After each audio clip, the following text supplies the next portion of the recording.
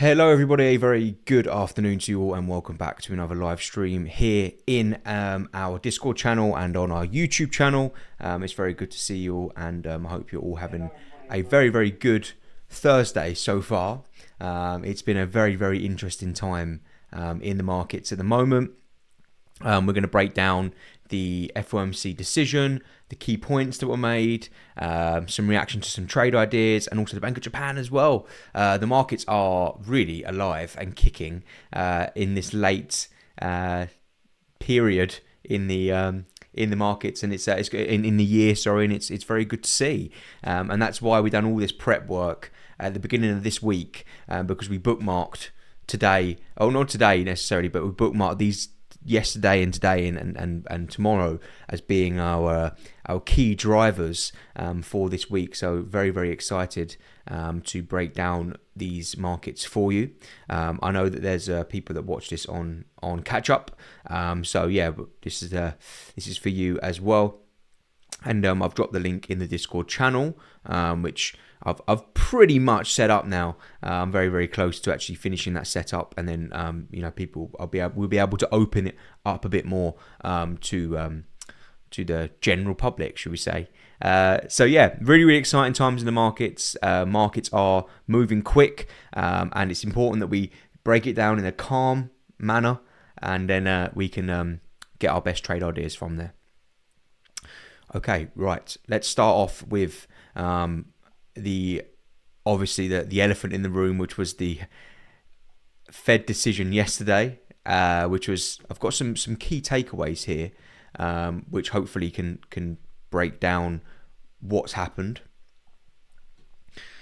Sometimes when I go on these web pages, I get a bit of lag, but it looks like I'm okay for now, which is good. So, as we may or may not know, the Federal Reserve, the FOMC, decided to cut interest rates by 25 basis points from 4.75% down to the target range of around 4.25 to 4.5%. Now, when we did the prep work yesterday, we said that this was something that was going to be expected, and I didn't want traders to fall into the trap that an interest rate cut was necessarily going to mean dollar weakness. The reason why is because how it was communicated and the language that was used during the press conference, during the statement, that was really what was going to drive the markets. The dollar absolutely surged. The stock market sunk. The crypto Bitcoin sunk as well. And gold sunk as well. So that was the reaction. So why did we get that reaction? Well, here's some of the comments that were made during the press conference and the statement as well. So Cleveland Fed President Beth Hammock votes against the decision in favor of holding rates steady, the second such dissent since the Fed began lowering rates in September. So the first thing was that we had an FOMC member deciding to actually go for or opting for rates to be held, and that's a hawkish shift from what the markets have been expecting. On top of that, the dot plot of rate projections, and the dot plot is just basically the projections of interest rates going forward, shows the median official expected to lower rates by half a percentage point in 2025, implying just 2 quarter-point cuts next year. 5 of the 19 officials penciled in 75 basis points of cuts or more. So when you go back a few months ago, that was not priced in. The markets were expecting a lot more cuts. The markets got carried away with cuts. That's the main takeaway that I would, if I was going to summarize it in one sentence, it would be the markets got carried away with interest rate cuts. They thought so many were coming, and when the data remained strong and inflation remained, although falling, remained sort of robust in a way, the switch to the really hawkish to really dovish was unrealistic, and actually what we've got is somewhere in the middle. That's why we've seen the dollar rise. Median Fed official sees inflation rate at 2.5% by the end of 2025, up from the 2.1% forecast in September. Higher inflation. The statement maintains the language saying risks to achieving employment and inflation goals are roughly in balance. Not really too much from there. The statement says that in considering the extent and timing of additional adjustments to rates, officials will assess the incoming data. I hate that. that's just data dependent stuff. So again, not really too interested in that. The Fed says it will reduce the rate it pays lenders using overnight reverse purchase facility by 30 basis points, effectively lowering the rate by 5 basis points relative to the federal funds target range. So, to summarise, what we got was a hawkish cut, if that is such a thing. That's why we saw the market reaction that we're currently seeing at the moment, which is dollar up, which was dollar up, stocks down, gold down, and crypto down. Now, when it comes to crypto, let's look at the dollar first, and then we'll go into crypto in just a second. There's the dollar surge as a result of that. There's probably, in my opinion, probably the last lot of volatility, of real, like, decisive volatility that we might see this year, because this was always going to be sort of the last big event. Now, a hawkish cut is something that I predicted, and I had a target in mind of the dollar to reach. Basically, if I go onto the daily chart, it was basically to see a close above this swing high, which is the October high. And you can see that target was hit quite convincingly. In fact, it went a lot higher. I was probably a little bit too conservative. We've actually now, and if I said if we got a dovish cut, we could see a move down there. Well, we haven't got a dovish cut quite clearly. We actually see the markets now trading above the yearly high, or closing above the yearly high, which is a real sign of underlying strength in this market. So for me, going forward, I see the dollar as being a currency now which we can potentially look for any dips in the market. As long as the data and the economic data remain strong, what we're going to see in 2025, I think, is a shift to a more almost being concerned about inflation again, and that sort of 2021 price action where we saw the dollar rise so much. I think maybe that's something that we're going to see. So I've got my eyes on, probably not this year, but because we may range from here, but looking for any dips in the dollar to buy. Absolutely over the moon with our euro dollar analysis. We marked this analysis at the beginning of the week, and you can see that we've had that fall lower in euro dollar as predicted, and we actually got pretty close to what my target was, which was basically this yearly low down at 1.03323.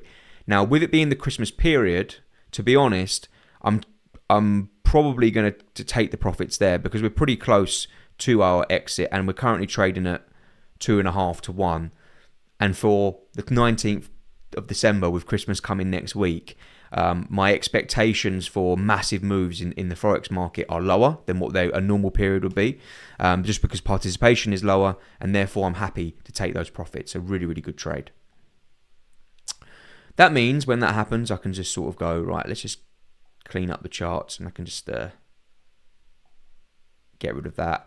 But again, if you want my opinion on it, I'm remaining bearish on this market until something changes, right? I'm still looking for any surges up in the euro dollar, to look for any dips, to look for another dip in this market. You can see that as well. Look at that close yesterday. Horrible, horrible close. Really bearish close.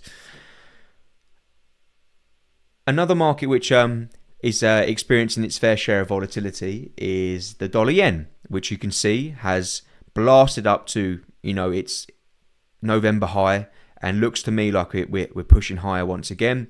If you actually look at the daily chart, remember up here when we had that initial fall in dollar yen, when it was all about the Bank of Japan potentially becoming more hawkish, interest rate hikes, and we saw a sell-off in dollar yen. Well, we're sort of coming up to the point where we might even exceed that point.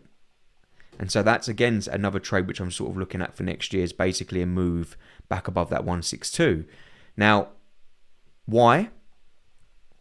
The Bank of Japan decided to hold rates as the yen continued to weaken. So this was another central bank decision that we had. The Bank of Japan held its key interest rate at 0.25% for the third time, in line with a narrow majority of market polls. So what basically that means is we had a bit of a split in terms of there was sort of a 50% chance of a hike and a 50% chance of them holding. And obviously, the fact that they've decided to hold rates where they are is a signal potentially of their more cautious approach. So not quite the hawkish approach that everyone was expecting. And that spells some yen weakness. Therefore, a fantastic market, I think, to look to buy any dips would be this dollar yen. Now, of course, we have to analyze the market structure, and we have to say to ourselves, well, is it sensible? I mean, you've got a break and retest trade there from this high. It's not really the way that I like to trade, but if you think that we're not going to get a sufficient pullback or a sufficient pause and we're going to keep going, then where we are right now is still a good area for, I think, to buy dollar yen from. When it comes to the crypto market, if I go on to cryptos here, you can see yesterday we had a sell-off, and I was actually, because I was at my Christmas meetup and I was speaking with someone about this and how we had that, quite clearly a bearish day in crypto, and that was basically because Powell come out and said that the Federal Reserve cannot hold Bitcoin as a currency reserve and all that sort of stuff, and the markets sold off a little bit as a result of that. Well, for me, it's still within this grind to the top side. I mean, if you drew a trend line from there, you would still say that, all the time we sort of carry on trading at above 100k, definitely, but also above sort of 97.5. This is still very much a bullish market. So I'm actually welcoming these dips, and I'm sitting and watching them very, very carefully, because we had a similar sort of dip in the stock market.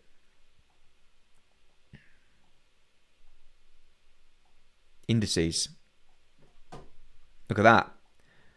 I mean, do you get any more textbook than that? We pretty much reacted right from the 61.8% Fibonacci from this swing move. And you can see, I mean, it was a huge down day, wasn't it? I mean, it was quite eye-opening. But again, was it a bit of an overreaction? I think so. I think it was a little bit of an overreaction. And if I'm looking for a potential trade opportunity for the rest of this year, it would be to sort of buy the dip in this Nasdaq market and sort of try and trade it up to sort of at least the mid 21,000s, maybe up to about 21,800, or maybe even what we might see is from now is a grind up to here. Because yes, okay, the Federal Reserve are slightly less are less dovish than what the market's expected. But this has still been a really, really strong year. You got to remember that we were talking about recessions. We were talking about, real slowdowns in the labour market. We were talking about the Fed being forced to cut 75 basis points. Well, we haven't got that. So although there's been that shift of a hawkish nature, which was an initial fall in the stock market, you can see that across the board, right? I think these represent some potentially good buy the dip opportunities, and it wouldn't surprise me if by the end of the year we didn't see these markets sort of grind up higher and make like the S&P 500. If I'm looking to buy the dip, then I'm sort of trying to target this 6,000 area by the end of the year. It wouldn't surprise me if that was the case. There just isn't enough evidence, really. Obviously, you can see the volatility index as well, which absolutely skyrocketed and then has just reversed. We're down 25% on the day on that volatility index, which is really fascinating as well. Oil market hasn't really changed too much. We've already hit our take profit for that oil trade, so I'm going to delete that as well. And really, it's just a case of being patient with these markets. We've just also had the Bank of England interest rate decision. And you can see that on our... Oh, sorry about that. My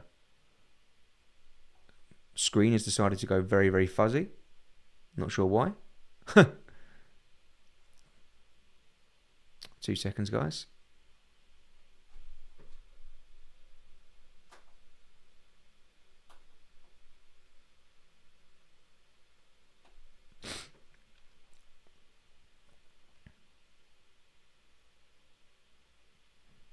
There we go.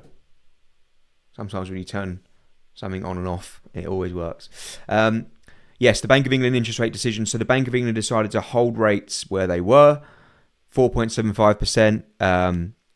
You can see as well that the banking split as well. You can see that on the economic calendar. So that was an interesting one for today. Pretty unanimous in terms of the interest rate. It certainly wasn't or what I've seen, it wasn't really a real shift compared to what we've expected. So yeah, we can see there's been an initial surge in the pound, and then it's dipped off a little bit. So I wouldn't read into that too much. But really what's happening now is the markets are settling down. We've had that initial spike of volatility yesterday. I think if you're looking to still trade for the rest of this year, the best trade for me is to try and cash in on that sort of potential Santa Claus rally and that grind higher in the stock market, because I think the reaction yesterday was a little bit of an overreaction. I think overall we've got positive news. The Fed, yes, there's a bit of concern about inflation, but overall you can see that it's been a good year for economic. It's been a good year for the economic figures. Yes, there's been a slight downtick, but overall, bearing in mind how restrictive rates were, so far the Federal Reserve have got away with that sort of soft landing narrative. So that's, for me, might be the overriding point for the rest of this year, and therefore that for me makes the stock market buys potentially good trade for the rest of this year. Okay, later on today we have got the GDP figures out. We're expecting GDP to be at 2.8%, which is the same as the previous. Of course, if we see a fall in GDP lower than forecast, then that could spell some more stock market weakness. But if we see GDP roughly at 2.8%, maybe even higher, I think that could fuel potentially some stock market rally as well. So I will update everyone in the Discord channel as and when. That was your quick breakdown of this last 24 hours in the markets, and yeah, the markets are just sort of taking their shape for 2025. Okay, thank you very much for those who have watched on catch up. I do hope you have a fantastic trading week, and I'll catch you all soon. Cheers.